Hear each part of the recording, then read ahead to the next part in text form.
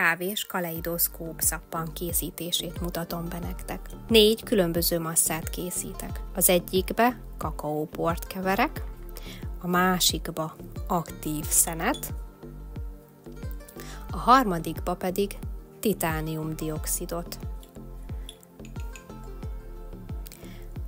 A negyedik egyszerűen a kávétól lesz barna színű, amit előző nap készítek és lefagyasztok. Kimérem a szilárd vajakat, zsírokat. Kókuszsírt, disznózsírt és kakaóvajat használok.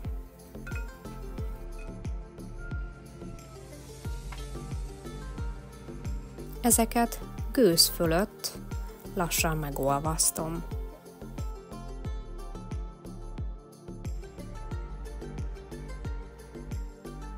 Kimérem a folyékony olajakat, olívaolajat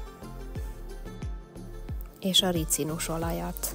Az utóbbitől jobban fog habzani a szappanunk. Összekeverem. Összeöntöm a megolvasztott vajakat a folyékony olajakkal.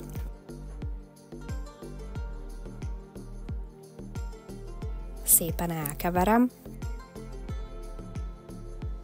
Majd hozzáöntöm a lúgoldatot, amiben a kávét használtam sima desztillált víz helyett.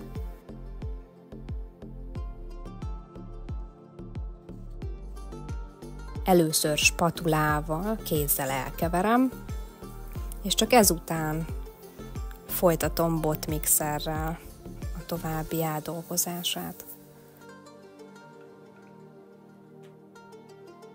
Az edény falához ütögetem, hogy a buborékok kijöjjenek alóla.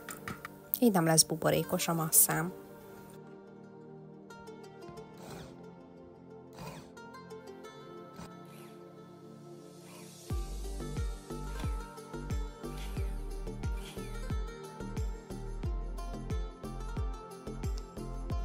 Ha már szép homogén az állaga, akkor az illó vagy illatolajat, én most ezúttal kávé illatolajat használtam, hozzáadom.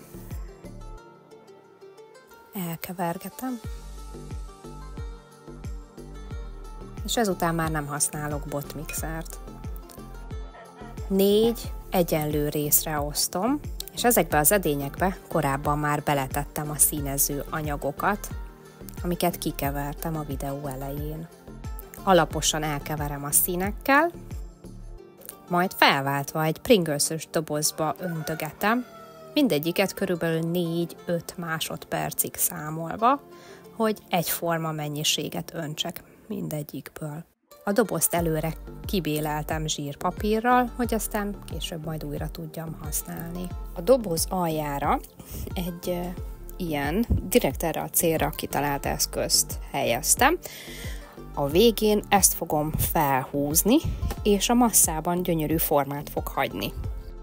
Felváltva öntöm őket, egyiket a másik után. Másnap kiveszem a dobozból és a papírból.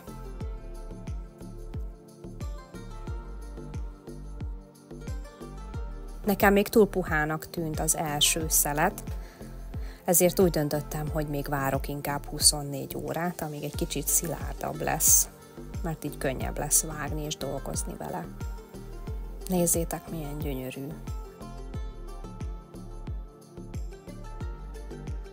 Nagyon tetszenek ezek a színek, és remélem, hogy majd használni is nagyon kellemes lesz.